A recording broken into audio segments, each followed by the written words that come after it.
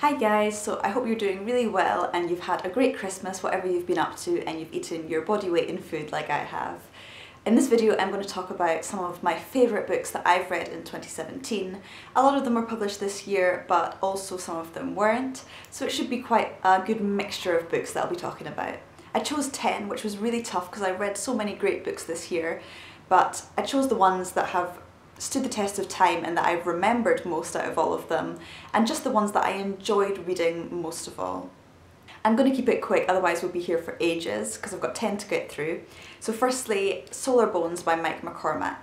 I've made a whole video about this book because I loved it so much, so I will link it above and also in the description. But it was longlisted for the Man Booker Prize this year, and honestly I would have loved to have seen it shortlisted.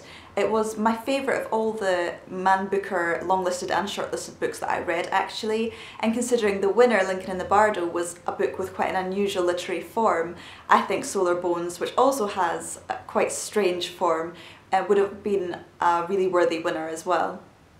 So this book is narrated in a stream of consciousness style. It's really all one sentence, although this sounds a lot more daunting than it actually is. It does use punctuation and line breaks to make it flow a bit more naturally, but it is quite a strange reading experience when you first start. It's narrated from the perspective of a very ordinary Irish middle-aged man who has a wife and children, and he's going about his ordinary life one afternoon. And the entire course of the novel takes place over just a couple of hours, so you get to see the very minute details of his life and also his memories as he recalls so many events, most of which are quite mundane, but they're written in such an exquisite style throughout his entire life. I won't say any more about that one because I did make a whole video about it, but it was really one of the books that had the most impact on me this year, which I didn't really expect it to, so I'm really pleased I read it and I would really recommend it to you. Next is Perfume by Patrick Suskind, which was published quite a long time ago, but I read it for the first time this year. Here's the cover here, which I think is just gorgeous, and the subtitle is The Story of a Murderer, which I think sums it up in some ways quite perfectly. It is a book really all about the sense of smell, which sounds really bizarre, and it is quite strange, but it evokes smell in a way that I have never before seen in a book. It is just absolutely exquisite.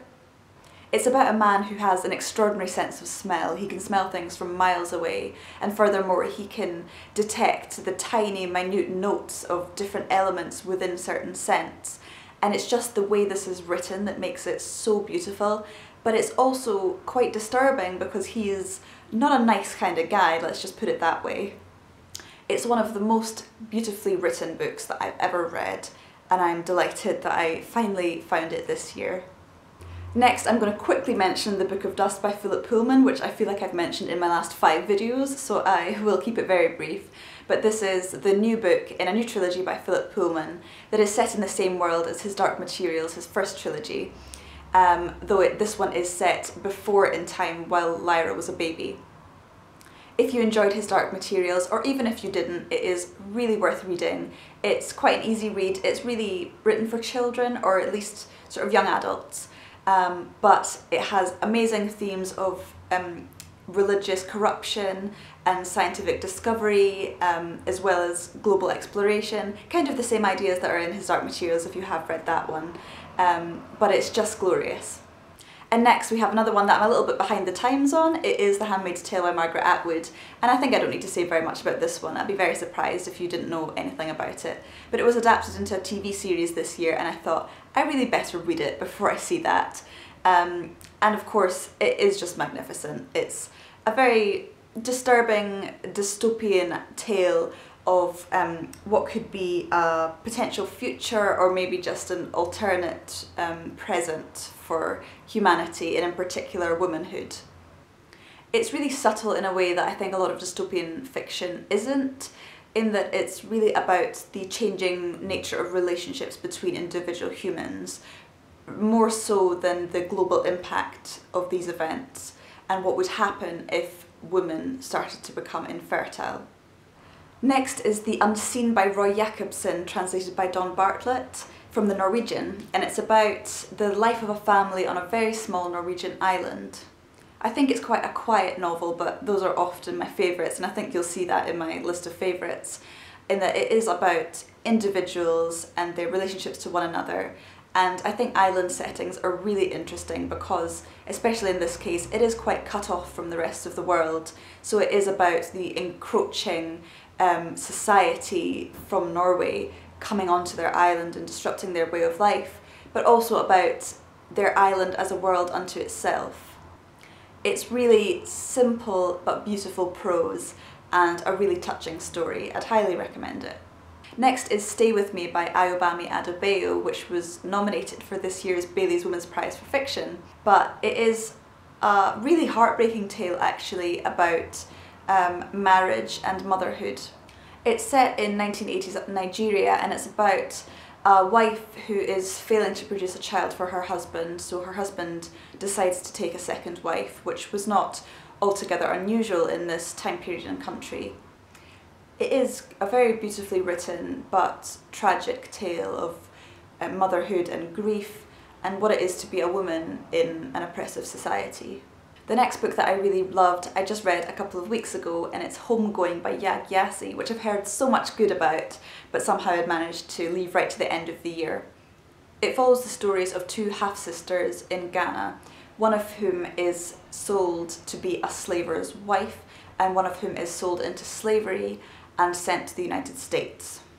It's quite an incredible structure for a book because each chapter descends a generation through these women's lives and their children's and grandchildren's and great-grandchildren's. It proceeds from 18th century Ghana to 21st century modern America, and I think its purpose is really to highlight the effects of slavery and oppression, not just on those who dealt with it firsthand, but for people even nowadays who are so far removed geographically and in terms of time from these terrible events, but they are still feeling the entrenched racism that come with them. It is quite an upsetting novel, but I think it's a really important one, and it deals with the topic of slavery and racism, which I've read a lot of books about in quite an innovative and eye-opening way. Next is The Good People by Hannah Kent, and it's her second novel, the first of which was Burial Rites, which I'm actually reading now because I love that one so much. And it's about 19th century Ireland, particularly a small village in which superstition begins to encroach on their day-to-day life and has quite devastating effects on them. More specifically, it's about a woman whose husband and daughter have both died, and she's now looking after her sickly grandson, who she and others around her begin to suspect is a changeling, and so she starts to reject this child and look for a way to banish him and recover the real child. As a modern day reader, this is extremely upsetting because it's very clear that he's not a changeling, he's just an ill child. But clearly for people in that time, it wasn't unthinkable that this could have happened. And it's just really tragic. It is a very beautiful book though. The prose is gorgeous and the description is really sumptuous, and it does deal with a topic that I've not really read much in fiction before, so I would highly recommend it. We're getting near the end now, so second to last is Autumn by Ali Smith, and again I have made an entire video about this book, which I will link in the description. This was a strange one because I read it twice back to back because I feel like I didn't quite get it the first time, and even after the second reading I feel like there is still a lot more that I need to get from it from further readings.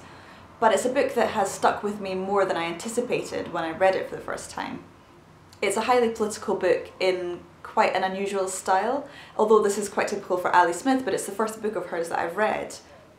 It was written in the direct aftermath of the British vote to leave the European Union, and it deals with a lot of the themes that come with that, like disillusionment and pointless bureaucracy and also xenophobia. I've never read a book like it, and it makes me extremely excited to read more of Ali Smith's books. Winter is the book that I'll be reading next, and it was a lot more impactful than I ever anticipated it would be. It's a short book, but there are so many things I could say, and I think I covered more of them in my separate video, so I'll stop talking about it here and move on to my last pick, which is a little bit of a cheat because it's not an individual book, but an author that I really discovered this year, who is Kazuo Ishiguro. He's an author of quite subtle novels that don't really put plot at the forefront, so I think immediately if that's something you're not interested in, then you'll know. But the themes that he talks about in the novels are ones that I don't think are that prominent in a lot of other authors, and they're generally memory and nostalgia, and just the passing of time. They're all incredibly introspective.